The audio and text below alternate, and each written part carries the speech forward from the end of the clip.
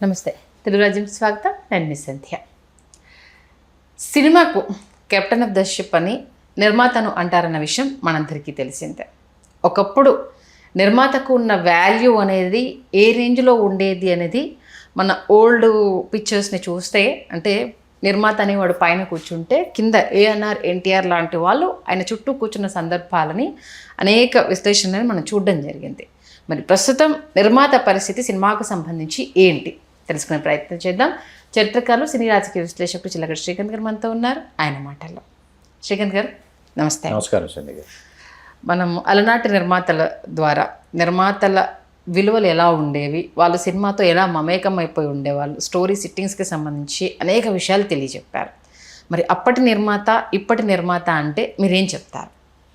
అంటే ఇది చాలా కష్టసాధ్యమైన ప్రశ్న అండి. అప్పటి నిర్మాత ఇప్పటి నిర్మాత అంటే అప్పుడు నిర్మాత కంట్రోల్లో బడ్జెట్ ఉండేది, నిర్మాత అదుపాజ్ఞల్లో సినిమా ఉండేది. నిర్మాత వస్తున్నారు అంటే లేచి నిలబడి నిర్మాతని ఎంతో గౌరవించేటటువంటి సంస్కృతి ఉండేది. సినిమా ఆర్టిస్టులు కావచ్చు, హీరోయిన్స్ కావచ్చు, వాళ్ళందరూ.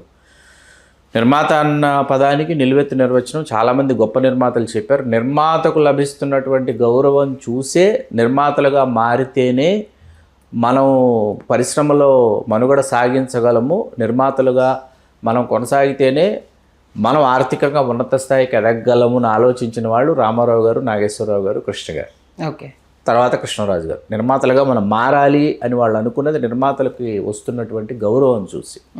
అట్లాగే మరీ సీనియర్ నిర్మాతలు, మరీ ఆ తర్వాత తరం నిర్మాతలు అని కాకుండా డూండి గారి గురించి చాలా తక్కువ మందికి తెలుసు. రాజలక్ష్మి ఆర్ట్ పిక్చర్స్, డూండి గారు వీరాభిమన్యు లాంటి సినిమాలు తీసిన నిర్మాత, గూఢాచారి 116 లాంటి సినిమాలు తీసిన నిర్మాత.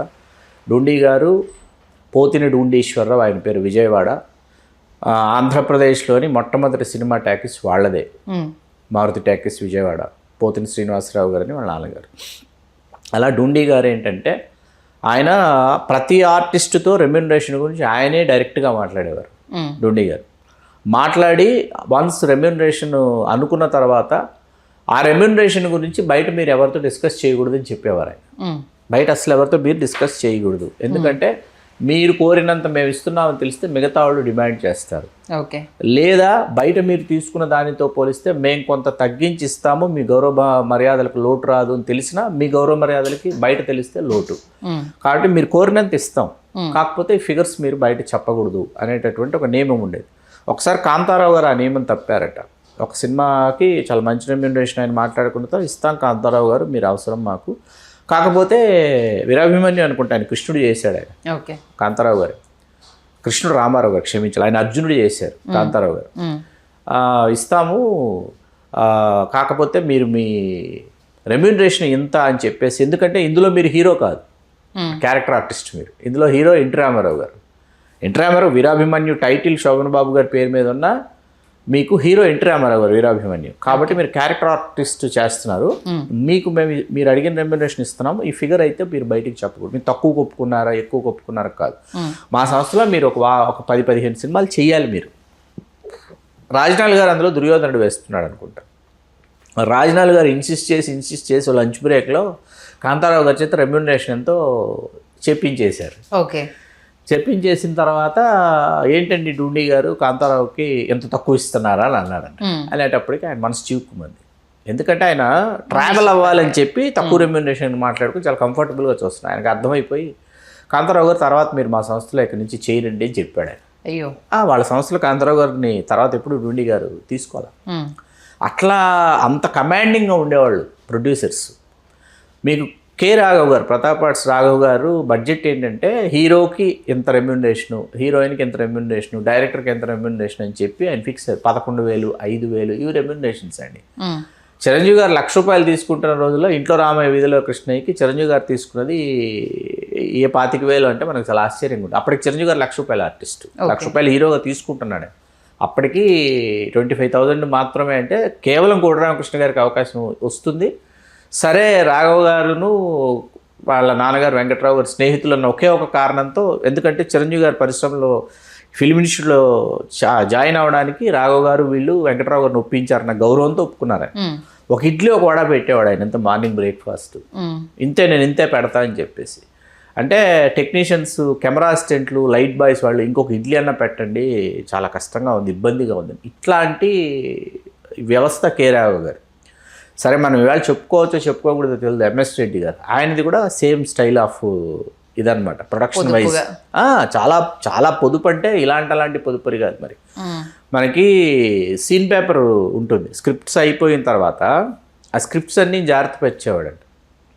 వీళ్ళకి అర్థమయ్యేది కదా నెక్స్ట్ సినిమా వాళ్ళు ఏంటి సార్ అంటే పేపర్ వెనకాల రాయించేవాడంటే, ఏది సెట్ ప్రాపర్టీస్ అవన్నీ వెనకాల గీత కొట్టేయండి, అయ్యా అయిపోయింది, ఇప్పుడు రాయండి, తెల్ల కాగితాలు రేట్ ఎంతో తెలుసా. అది ఎంఎస్ రెడ్డి గారు. మీకు జయకృష్ణ గారు లాంటి నిర్మాతలు కూడా ఉన్నారు. జయకృష్ణ గారు వీళ్ళు ఏంటంటే ప్రొడక్షన్, ఎక్స్ట్రాడినరీ ప్రొడక్షన్, అంటే ఎక్స్ట్రాడినరీ ప్రొడక్షన్ వాల్యూస్ అండి. జయకృష్ణ గారు ఆయన మేకప్ చీఫ్ అయినప్పటికీ, ఆ తర్వాత ఆయన నిర్మాతగా మారినప్పటికీ, కృష్ణరాజు గారు చీఫ్ మేకప్ మ్యాన్ ఆయన.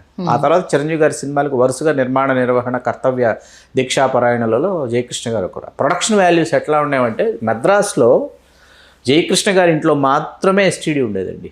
ఓకే. మద్రాసులో ప్రొడ్యూసర్స్, నేను అనేది ప్రొడ్యూసర్స్లో జయకృష్ణ గారి ఇంట్లో మాత్రమే ఎస్టీడీ ఉండేది. నిర్మాతలంతా సాయంత్రం అయ్యేటప్పుడు జయకృష్ణ గారి ఇంటికి వచ్చేవారు. వచ్చి కూర్చుని ముంబైకి ఫోన్ కాల్స్ మాట్లాడేవారు, అమరీష్పూర్ కోసం, శక్తి కపూర్ కోసం, హీరోయిన్స్ కోసం. ముంబై మొత్తం ఇక్కడి నుంచి ఎస్టీడీ కాల్స్ మాట్లాడేవారు. ఈయన ఇంతమంది నిర్మాతలు మా ఇంటికి వచ్చారని చెప్పి కని విని ఎరుగని విధంగా ఈయన స్నాక్స్ చేయించి వాళ్ళందరికీ స్నాక్స్ పెట్టి సుష్టుగా వాళ్ళు అక్కడ అలాంటి ఆయన ప్రొడక్షన్ ఏంటంటే సొంటి పాలు అనమాట. పాలు అడిగారు అనుకోండి ఎవరైనా, మేము టీ కాఫీలు తాగం, పాలు తాగుతుంటే సొంటి వేసి వాళ్ళకి పాలు ఇవ్వు అని చెప్పేవాడు ప్రొడక్షన్ వాళ్ళకి. ఓకే. మధ్యాహ్నం యాక్చువల్గా రాత్రిళ్ళు నాన్ వెజ్ పెడతారండి. రాత్రిళ్ళు అవుట్డోర్ వెళ్ళినా లేకపోతే ఎక్కడ నైట్స్ షూటింగ్ జరిగిన నాన్ వెజ్ మస్ట్ అని 3 రకాల నాన్ వెజ్ పెట్టిన ప్రొడ్యూసర్స్ ఉన్నారు. మధ్యాహ్నం కూడా నాన్ వెజ్ పెట్టేవాడు ఈయన. తర్వాత గంటకి స్నాక్స్, తర్వాత సమ్మర్ అనుకోండి నిమ్మరసమో, ఆరెంజ్ రసమో, లేకపోతే మజ్జిగో వస్తూనే ఉంటాయి, పుచ్చకాయలో వస్తూనే ఉంటాయి. అసలు నాన్ స్టాప్. అంటే అసిస్టెంట్ డైరెక్టర్ని, హీరోని వరకు ఒకేలా ప్రొడక్షన్ వాల్యూస్. దీంట్లో విబి రాజేంద్ర ప్రసాద్ గారు, జగపతి బాబు గారు నాన్నగారు తిట్ట. విబి రాజేంద్ర ప్రసాద్ గారికి డైరెక్టర్ నుంచి డ్రైవర్ నుంచి డైరెక్టర్ వరకు ట్రీట్మెంట్ విషయంలో ఎక్కడ ఏ విధమైనటువంటి అరమరికలు ఉండకూడదు. అట్లాగే కైకాల నాగేశ్వర గారు, రమా ఫిలిమ్స్, ఏఎం రత్నం గారు. అసలు ఏఎం రత్నం గారి ప్రొడక్షన్ వాల్యూస్కి చాలా ఆశ్చర్యపోయారంట చిరంజీవి గారు. వెంటనే ఇంకో సినిమా ఏఎం రత్నం గారికి చేసేసేయాలి అన్నంత అద్భుతంగా. ఎందుకంటే చిరంజీవి గారు ఏం భోజనం చేస్తున్నారో అసిస్టెంట్ కానీ, అసోసియేట్స్ కానీ, చివరున్నటువంటి ఆఫీస్ బాయ్ కానీ వాడు కూడా అదే ఎంజాయ్ చేయాలి. అంటే వాడు బాగుంటే వాడు ఎంజాయ్ చేస్తున్నాడు అనుకోండి, వాడు పనిని ఎంజాయ్ చేస్తాడు. ఇట్లాంటి ప్రొడ్యూసర్స్. సరే, ఇది ప్రొడక్షన్కి సంబంధించి మాట్లాడుకున్నాను. పక్కన పెడితే చాలామంది నిర్మాతలు ఏంటంటే కథా చర్చల దశ నుంచి ఇన్వాల్వ్ అవుతారు. కథ దగ్గర ఇప్పుడు ఏడిది నాగేశ్వరరావు గారు, ఎస్ గోపాల్ రెడ్డి గారు, వీళ్ళందరూ ఏంటంటే కథ దగ్గర నుంచి ఎస్ గోపాల్ రెడ్డి గారు ఫ్లాప్, అక్కడ హిట్టో ఫ్లాపో యావరేజ్ పక్కన పెడితే తమిళంలో దాన్ని తీసుకొచ్చి తెలుగులో బాలకృష్ణ గారికి అనుగుణంగా ఎట్లా చేయొచ్చు, నాగార్జున గారితో ఎలా చేయొచ్చు, ఇట్లా ఆలోచించేవాడే. ఇలాంటి ఒక నిర్మాత. అంటే వాళ్ళు ప్రొడక్షన్, నాట్ ఓన్లీ ప్రొడక్షను, కథా చర్చల దగ్గర టీ త్రివిక్రమరావు గారు ఒకరు, అశ్విని దత్ గారు, వీళ్ళు ఏంటంటే మేకర్స్ ఏంటంటే ఈ హీరోకి డైరెక్టర్తో చేయాలని ఉంది, ఈ డైరెక్టర్కి ఆ హీరోని డైరెక్ట్ చేయాలని ఉంది, ఆ హీరోకి ఈ డైరెక్టర్తో చేస్తూ ఈ హీరోయిన్ ఉండాలని ఉంది. దీనిని తెలుసుకుని ఆ విధంగా ప్రాజెక్ట్ సెట్ చేయటం అశ్విని దత్ గారు. డి రామానాయుడు గారు ఉన్నారు, ఆయన స్టైల్ వేరండి. డి రామానాయుడు గారు ఏంటంటే ఇండస్ట్రీని నమ్ముకున్న ఆర్టిస్టులు ఉన్నారు, ఎవరెవరు ఉన్నారో ఆయనకు తెలుసు రామానాయుడు గారికి. ఓకే. వాళ్ళని ఖచ్చితంగా తన సినిమాలలో వాళ్ళు ఉండేలాగా, వాళ్ళని కుటుంబ సభ్యుల్లాగా, రెగ్యులర్ ఆర్టిస్ట్ లాగా వాళ్ళని ట్రీట్ చేసేవాడు ఆయన, డి రామానాయుడు గారు. వాళ్ళు ఏంటి 3 నెలలకు ఒక సినిమా చేశారు మన దగ్గర. సురేష్ ప్రొడక్షన్స్ 3-4 సినిమాలు, ఒకటి పెద్ద సినిమా చేసిన భారీ సినిమా, 2-3 చిన్న సినిమాలు చేశారు రామానాయుడు. చిన్న సినిమా బతికితేనే మీకు మనుగడ కొనసాగలుగుతుందండి.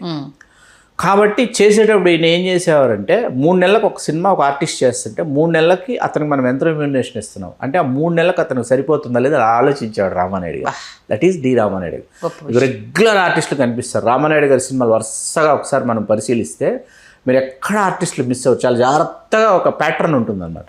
ఇది ఆయన ఎక్కడ ఎవరి దగ్గర నుంచి నేర్చుకున్నాడంటే ఎస్డి లాల్ గారిని డైరెక్టర్ అండి. ఎస్డి లాల్ గారు అంటే ఇప్పుడు సినిమాటోగ్రాఫర్ మీర్ గారు ఉన్నారు, మీర్ గారు నాన్నగారే ఎస్డి లాల్ గారు. ఎస్డి లాల్ గారి సోదరులు ఎస్ఎస్ లాల్ గారు, ఆయన సినిమాటోగ్రాఫర్. ఎస్డి లాల్ గారు ఏంటంటే number of films, commercial films, Telugu సినిమాలో స్పీడ్ని పెంచినటువంటి ఒక డైరెక్టర్ అండి. చాలా తక్కువ మందికి ఎస్డి లాల్ గారి గురించి తెలుసు, చాలా తక్కువ అధ్యయనం జరిగింది ఆయన మీద. స్పీడ్ అనమాట. ఓకే. తెలుగు సినిమా ఒక హిందీ సినిమా లాగా స్పీడ్గా ఉండాలి, ఇంగ్లీష్ సినిమాలాగా లావిష్గా ఉండాలి, ఒక మూడు ఉండాలి. ఆయనకు రాత్రిళ్ళు షూటింగ్ చేయటం, రైల్వే ట్రాక్ల మీద షూటింగులు చేయటం, శ్మశానంలో షూటింగులు చేయటం, ఇవన్నీ చాలా ఇష్టం ఎస్డి లాల్ గారికి. ఆయన ఏం చేసేవాడంటే ఎవరన్నా వచ్చి సరదాగా సినిమాలో వేషాలు వేద్దాం అనుకుంటున్నామండి అని ఎవరైనా వచ్చారనుకోండి, ఎంత పెద్ద అబ్లిగేషన్ ఉన్నా ఎస్డి లాల్ గారు వాళ్ళని ఎంటర్టైన్ చేయడు. అంటే రామారావు గారు చెప్పారు సార్, రామారావు గారు హీరో కదా ఈ సినిమాలో, నేను రామారావు గారికి ఏమవుతానంటే నేను ఫలానా అండి, మేము అక్కడి నుంచి వచ్చాం, నేను రామారావు గారు డాక్టర్ని తెలుసా, ఇలా అంటారు కదా. అవునా అండి, అలాగే అండి, సంతోషం అండి, కూర్చుంటారు, మంచిగా తాగుతారు, కాఫీ తాగుతారు, అలాగే వెళ్ళరండి అంటారు ఎస్డి లాల్ గారు. వేషం వాళ్ళకి ఓకే, ససేమేర వేషం. He knows.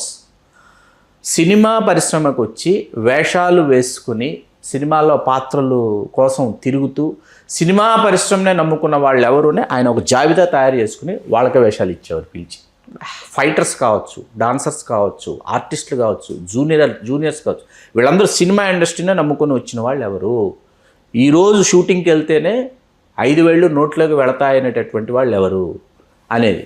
ఎన్టీ రామారావు గారి నిర్మాతగా ఏంటంటే, రామారావు గారు నిర్మాతగా నంబర్ ఆఫ్ ఫిల్మ్స్ చేశారు. ప్రొడక్షన్ వాల్యూస్ చాలా ఖచ్చితంగా ఉంటాయి, చాలా బాగుంటాయి రామారావు గారు. రామారావు గారి దగ్గర ఎట్లా ఉండేదంటే, రామారావు గారు ప్రతి ఒక్కరిని బ్రదర్ ఎంత తీసుకుంటున్నారు, ఏమండి మీరు ఎంత తీసుకుంటున్నారు అని అడిగేవారు ఫిమేల్ ఆర్టిస్టులని. మీ ఇష్టం అన్నయ్య అన్నారంటే నిజంగా ఆయన ఇష్టమే. తర్వాత ఓకే, మీ ఇష్టం అన్నయ్య అన్నారనుకోండి, ఆయన తోచినంత ఇచ్చేవారు. ఆయన లేదన్నయ్య బయట నేను 3,000 తీసుకుంటున్నానంటే అలాగా అని ఆ 3,000 ఖచ్చితంగా ఇచ్చేవారు. చాలా బాగా జాగ్రత్తగా చిన్న ఆర్టిస్టుల పట్ల రామారావు గారికి ఎక్కువ కన్సర్న్ అండి. చిన్న ఆర్టిస్టులు, టెక్నీషియన్స్ పట్ల ఏంటంటే ఈరోజు పనిచేసి డే అలవాటు చేశాడు ఆయన. సినిమా కనుక కాకుండా డేకి ఇంత అన్నది రామారావు గారు ప్రవేశపెట్టింది. నువ్వు ఈరోజు చేస్తున్నావు బ్రదర్, నువ్వు ఈ సినిమాకి ఎంత అనుకుంటున్నావు కదా, సాయంత్రం అయ్యేటప్పటికి ఈ రోజుకి ఎంత వస్తుందో అంత తీసుకుని వచ్చిన మీద సంతకం పెట్టి వెళ్ళిపోనేవారు రామారావు గారు.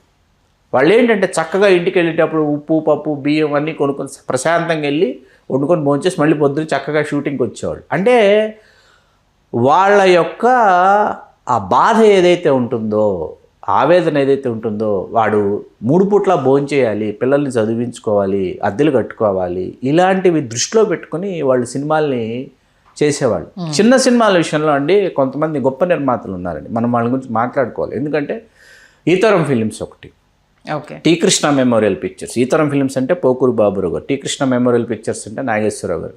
వీళ్ళు గోపీచంద్ గారికి అత్యంత సన్నిహితులైనటువంటి వాళ్ళు. అట్లాగే మాదాల రంగారావు గారు ప్రొడక్షన్, ధవళ సత్యం గారి ప్రొడక్షన్, వేజేళ్ల సత్యనారాయణ గారి ప్రొడక్షన్. ఇవన్నీ ఏంటంటే ఇన్ని రోజుల్లో సినిమా తీయాలి, ఇన్ని రోజుల్లో ఫస్ట్ కాపీ రావాలి, ఇన్ని ప్రింట్లు తీద్దాం అనుకుంటున్నాం, ఈ బడ్జెట్లో సినిమా తీద్దాం అనుకుంటున్నాం అంటే ఖచ్చితంగా ఆ బడ్జెట్లో అన్ని రోజుల్లో సినిమా పూర్తి చేసినటువంటి సంస్థలు అన్నమాట ఇవి. ఓకే, ఖచ్చితంగా స్క్రిప్ట్ కోసం మల్లగుల్లాలు పెడతారు. నేను 2 చిన్న సినిమాలకు పనిచేశాను, స్క్రిప్ట్లో ఉన్నాను, సహాయ దర్శకుడుగా ఉన్నాను. ఆ తర్వాత మదను, ఆ 4 ఫిలిమ్స్, పెళ్ళైన కొత్తలో, గుండె జల్లుమంది స్క్రిప్టు, పెళ్ళైన కొత్తలో కాకుండా మేము చేయాల్సినటువంటిది, పెళ్ళైన కొత్తలో కాదు మేము చేయాల్సింది తిలక్ అని ఒక స్క్రిప్ట్ జగద్బాబు గారు. ఆయన సామాన్యుడు చేస్తూ అది ఇది ఒకే టోన్లో ఉన్నాయి, ఒక జుబిలెంట్ టోన్లో ఒక సినిమా చేయాలనుకుంటే పెళ్ళైన కొత్తలో స్క్రిప్ట్ అప్పటికప్పుడు వండిన వంటకం. ఓకే, అలా పెళ్ళైన కొత్తలో ఎంటైర్ టోటల్ బడ్జెట్ వేస్తే 1,75,00,000 చేసాం సినిమా మేము. 1,75,00,000 సినిమా. ఆఖరణ మళ్ళీ కైలాసం సెట్టులో పాట తీయాల్సి వచ్చింది. అప్పుడు అది మా బడ్జెట్లో వాస్తవానికి ముందు లేదు. కాకపోతే అనుకున్న సమయానికి విడుదల చేసాం, డిసెంబర్లో అనుకుంటే డిసెంబర్లో చేసాం, అనుకున్న విధంగా ఆడింది సినిమా, అది వేరే విషయం. శతదినోత్సవ వేడుకలు చేసాం. అలా ఇప్పుడు ఇక్కడ ఏంటంటే చాలామంది ఏం చేస్తారంటే ఈ శతదినోత్సవ వేడుకలు ఇలాంటివి ఉండేవి కదా, అవి ప్లాన్ చేసుకునేవాళ్ళు కదా చాలామంది ప్రొడ్యూసర్స్. ఆ తర్వాత అరే దీనికి ఇంత బడ్జెట్ అవుతుంది కదా అని విఠలాచార్య గారు, ఆయనే నిర్మాత, ఆయనే దర్శకుడు అండి. ఆయన ఏం చేసేవాడంటే అప్పట్లో 100 రోజులు ఎక్కడన్నా ఆడితే ఖచ్చితంగా 100 రోజులు వేడుక చేయాలనే సంప్రదాయం పరిశ్రమలో ఉండేది. ఖచ్చితంగా చేసి తీరాలి నిర్మాత. ఓకే, 95 రోజు సినిమా తీయించేసేవాడు ఈయన విఠలాచార్య గారు. రామారావు గారి సినిమా కానీ, కాంతారావు గారి సినిమాలు కానీ కనీ విని ఇరుగుని విధంగా ఆడుతుంటే ఈయన వెంటనే తీసేసి ఈయన సినిమాని ఇంకోటి వేసేసేవాడు అనమాట. వీళ్ళు ఏంటంటే 100 రోజులు వేడుక చేయాల్సి వస్తుందంటే అసలు ఎందుకు చేయాలి 100 రోజులు వేడుక, దానికి ఎందుకు ఖర్చు పెట్టాలి అని ఆయన. మీకు బాలసుబ్రహ్మణ్యం గారు శుభ సంకల్పం చేశారు.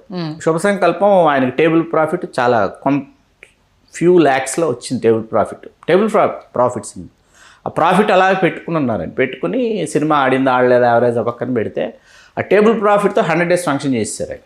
ఓకే. కమల్ హాసన్ గారు విశ్వనాథ్ గారితో సినిమా తీయాలనుకున్నాను, తీశాను అని చెప్పి 100 days శాంక్షన్ చేసేసారు. కొంతమంది నిర్మాతలకు తెలుసు అనమాట, ఈ సినిమా సూపర్ డూపర్ హిట్ అవుతుంది అంటే నేను 100 days ఫంక్షన్ ఎక్కడ చేయాలి, ఎలా చేయాలి, ఏ స్థాయిలో చేయాలి, దానికంటూ బడ్జెట్ తీసుకుంటారు, పబ్లిసిటీకి బడ్జెట్ తీసుకుంటారు. నంబర్ ఆఫ్ డేస్ పెరుగుతుంటే బడ్జెట్ ఎక్కడ కంట్రోల్ తప్పుతుంది. ఫిలిం కదండి అప్పుడు, నాట్ డిజిటల్ కదా. ఫిల్మ్ అయ్యేటప్పటికి ఏంటంటే ఫిల్మ్ క్యాన్లు Vijayan master, fight master Vijayan గారు, ఆయన ఎన్ని క్యాన్లు ఇచ్చినా అసలు ల్యాబ్లో ఉన్న క్యాన్లు అన్నీ ఇచ్చినా ఫైట్స్ తీస్తూనే ఉంటాడనే పేరు అనమాట విజయన్ మాస్టర్కి. అలా కంట్రోల్డ్గా చేసినటువంటి ప్రొడ్యూసర్స్. ఇప్పుడు మనం వింటున్నామండి ఏమని, ఇప్పుడంటే గతంలో ఏంటంటే 5 కెమెరాలు పెట్టి 6 కెమెరాలు పెట్టి షూట్ చేశారు. ఏ క్యాన్లో నుంచి ఎక్స్పోజర్ అయినటువంటి నెగిటివ్ ఏ షాట్ తీసుకోవాలో అర్థం కాదు, వేస్ట్ కదా. ఓకే. వృధా చేసినటువంటి వాళ్ళు చాలా, వృధా కాకుండా సినిమా తీసినటువంటి నిర్మాతలు, వాళ్ళకి సినిమా మీద అవగాహనతో పాటు వాళ్ళకి సినిమా మీద ప్రేమ ఉందని అర్థం. నిర్మాతకి సినిమా మీద అవగాహనతో పాటు ప్రేమ కూడా ఉందని అర్థం అనమాట. ఎందుకంటే సినిమాని బ్రతికించాలి, సినిమా బాగుండాలి, సినిమా ఆడితే నేను మళ్ళీ ఇంకో సినిమా తీస్తే నలుగురు నేను పోషించగలుగుతారా, 4 కుటుంబాలు మీ మీద ఆధారపడి బ్రతుకుతాయి. అదే ఈవేళ ఎందుకంటే మన పెద్ద హీరోలు ఎవరు 2 ఏళ్లకి 3 ఏళ్లకి మహా అంటే సంవత్సరానికి ఒక్క సినిమా ఆయన ఆవరేజ్ చేసే పరిస్థితుల్లో ఎన్ని కుటుంబాలు బ్రతుకుతాయి, ఎవరు బ్రతుకుతారు, వాళ్ళు ఎవరు ఎక్కడున్నారో అర్థం కాదనమాట. అది పరిస్థితి. విచిత్రం ఏంటంటే షూటింగ్లో ఉండి సరే సంవత్సరాలు కంటిన్యూ అవుతుందంటే కార్మికుడు బ్రతుకుతాడు, హ్యాపీ. కానీ షూటింగ్ అయిపోయాక విఎఫ్ఎక్స్ కోసము స్టూడియోలలో పరిమితం అవుతూ ఉంటే కార్మికుడు ఎలా బ్రతుకుతాడు, సినిమా ఎలా ముందుకెళ్తుంది అనేది క్వశ్చన్. దీని గురించి ఏమంటారు? మొన్న చొటకే నాయుడు గారు కూడా కమెంట్ చేశారు. ఇప్పుడు ఏంటంటే తరం మారుతుంది, తరానికి తగ్గట్టుగా మేము మారాలి. ఒకప్పుడు మేము చెప్తే హీరోలు కానీ ఆర్టిస్టులు కానీ వినేవాళ్ళు, ఇప్పుడు విఎఫ్ఎక్స్ వాళ్ళు చెప్తే మేము వినాల్సిన పరిస్థితి, వాళ్ళ అండర్లో ఉండాల్సిన పరిస్థితి అంటూ కూడా ఆయన చెప్పడం జరిగింది. ప్రజెంట్ సినిమాను విఎఫ్ఎక్స్ ఆశిస్తుందా? ఖచ్చితంగా అండి. ఎందుకు అంటే దీనిని మనం రెండుగా విభజించి మాట్లాడాలి. ఇప్పుడు ఇక్కడ విఎఫ్ఎక్స్ ఇంపార్టెన్స్, విఎఫ్ఎక్స్ డామినేషన్ ఉన్నటువంటి సినిమాలు. ఇప్పుడు రాబోతున్న ఎంఎస్ రాజు గారి సినిమా కనీ విని ఎరుగని విఎఫ్ఎక్స్ మాయాజాలం అని చెప్తున్నారు. విశ్వంబర కూడా అదే అంటున్నారు. విశ్వంబర కూడా మీరు ఎవ్వరు ఏ విధమైన అపోహలు విశ్వంబర గురించి పెట్టుకోకండి. ఒక అద్భుతమైన దృశ్యకావ్యం వీక్షించబోతున్నారు ప్రేక్షకులు, టేక్ ఇట్ గ్రాంట్. ఇప్పుడు ఇక్కడ ఏంటంటే విఎఫ్ఎక్స్ డిపెండ్ అయినటువంటి సినిమాలు, అంటే కథ విఎఫ్ఎక్స్ని డిమాండ్ చేస్తుందని అనుకున్నప్పుడు ఏమవుతుందంటే కథా చర్చల దశ నుంచే విఎఫ్ఎక్స్ టీమ్ ఇన్వాల్వ్ అవ్వాలి. విఎఫ్ఎక్స్ చీఫ్ టెక్నీషియన్ ఎవరైతే ఇప్పుడు కమల్ కన్నన్ ఒకరు ఉన్నారు, ఆయన నా జాతీయ పురస్కారం కూడా వచ్చింది, రాజమౌళి గారి సినిమాలో చేశారు. ఆయన్ని వీళ్ళు కథా చర్చల దశలోనే కూర్చోబెట్టుకొని ఈ సీన్ ఇలాగంటే ఈ సీను యాజ్ ఇట్ ఈజ్గా వెళ్ళిపోవచ్చు, ఈ సీన్లో విఎఫ్ఎక్స్ అవసరం, దీనికి ఇన్ని రోజులు పడుతుంది, దీనికి ఈ కైండ్ ఆఫ్ సెట్ వేయాలి. మీరు సెట్ వేసి మీరు గ్రీన్ మ్యాట్లో చేస్తున్నారా, బ్లూ మ్యాట్లో చేస్తున్నారు. మీకు మగధీర ఎంటైర్ మేకింగ్ చూసిన వాడిగా చెప్తున్నాను. మగధీర ఎంటైర్ మూవీ మేకింగ్ ఎన్ని గంటలని మీరు అనుకుంటున్నారు? 36 గంటలు చూశాను నేను మగధీర మేకింగ్ 36 hours చూశాను నేను. మగధీర మేకింగ్ వీడియో తయారు చేసి ఇచ్చాను నేను అరవింద్ గారు గీతా ఆర్ట్స్కి. కాబట్టి ఏంటంటే 36 hours ఏవి బ్లూ మ్యాట్లో చేశారు, ఏవి గ్రీన్ మ్యాట్లో చేయాలి, ఎందుకు చేయాలి, ఎంత చేయాలి అన్నది విఎఫ్ఎక్స్ చీఫ్స్ ఎవరైతే ఉంటారో వాళ్ళని కూర్చోబెట్టుకుని కథా చర్చల దశలో, ఈ కథా చర్చల దశలో విఎఫ్ఎక్స్ చీఫ్ ఉండాలి, ఆర్ట్ డైరెక్టర్ ఉండాలి, ఇద్దరు ఉండాలి. అవును. ఇద్దరు ఉన్నప్పుడు ఏంటంటే మీకు ఏ సీను ఎక్కడ దాకా ఎంత వస్తుంది, ఏం చేస్తుంది, మీకు షార్ట్ బై షార్ట్ ఇంక్లూడింగ్ బీజిఎంతో సహా రాజమౌళి గారు లోయలోకి పడిపోతారు కదా. ఓపెనింగ్ లోయలోకి పడిపోయిన తర్వాత రామ్ చరణ్ కూడా పడిపోతాడు కదా. అది ఆయన షార్ట్ బై షార్ట్ మనసులో 1కి 100 సార్లు ప్రాక్టీస్ చేసుకుని ఇంక్లూడింగ్ బీజిఎం ఆయన చెప్పి చేయించుకున్నది. ఈ చెప్పి చేయించుకున్నప్పుడు ఏమవుతుందంటే దర్శకుడు, విఎఫ్ఎక్స్, ఆర్ట్ డైరెక్టర్, సినిమాటోగ్రాఫర్ నలుగురు కూర్చున్నప్పుడు ఏంటంటే ఒక స్పష్టత వచ్చేస్తుంది. ఇప్పుడు ఇక్కడ ఏమైపోతా ఉంది, స్క్రిప్ట్ అయిపోతుంది. ఆ తర్వాత వచ్చినటువంటి డైరెక్టర్స్ గురించి మాట్లాడుకుంటే స్క్రిప్ట్ అయిపోతుంది. స్క్రిప్ట్ అయిపోయిన తర్వాత అక్కడికి వెళ్ళిన తర్వాత చేసిన తర్వాత బ్యాక్గ్రౌండ్ ఇలాగ ఉండాలి, అలాగ ఉండాలి, అలా కాదు ఇలాగా, దీనికి విఎఫ్ఎక్స్ చేస్తే భలే ఉంటుంది, ఇట్లా అనుకొని చేస్తారు. చేసేసిన తర్వాత ఏమైపోతుంది, విఎఫ్ఎక్స్ వాడికి పంపిస్తారు. వీళ్ళు షూట్ చేసినటువంటి ప్యాటర్ను, కలర్సు, కాస్ట్యూమ్స్ దగ్గర నుంచి ఏంటంటే వాళ్ళు అనుకున్నటువంటి దానికి మ్యాచ్ అవ్వాలి. ఓకే. అలా మీకు కాస్ట్ ఆఫ్ ప్రొడక్షన్ పెరిగిపోతుంది. కాబట్టి దానివల్ల నిర్మాతకు నష్టం రావడము, కనీవి నెరుగున రేట్లకు అమ్మాలి, లేకపోతే ఈ ప్రీమియర్ షోలు అని చెప్పి టికెట్ రేట్లు పెంచాలి. 3 రోజులు అనుకున్న టికెట్ రేట్లు వారం రోజులు, 10 రోజులు, 15 రోజులు అయిపోయినా కూడా వాడు పెట్టినటువంటి డబ్బులు ఏవైతే ఉన్నాయో తిరిగి వచ్చేటటువంటి పరిస్థితి లేని ఒక దురవస్థలోకి తెలుగు సినిమా వాడు వెళ్ళిపోయింది. ఒకప్పుడు మీరు చెప్పిన దాని ప్రకారం నిర్మాత అంటే దేవుడు, ఇప్పుడు నిర్మాత అంటే డబ్బులు ఖర్చు పెట్టేవాడు. అంతేనా? అంతే, క్యాషియర్. నిర్మాతని క్యాషియర్ని చేసేసారు. నిజంగా మంచి విశ్లేషణ అందించారు. దాంతోపాటు అలానాటి నిర్మాతను పెద్ద హీరోలు కూడా ఎంత అద్భుతంగా గౌరవించేవారు అనే విషయాన్ని చాలా స్పష్టంగా తెలియజేశారు. ఇప్పుడు ఆ గౌరవం అనేది లేదు అనే విషయము తెలుస్తుంది, చెప్పాల్సిన అవసరం లేదు. మంచి విశ్లేషణ అందించారు. ధన్యవాదాలు శ్రీకాంత్. ధన్యవాదాలు సందీప్.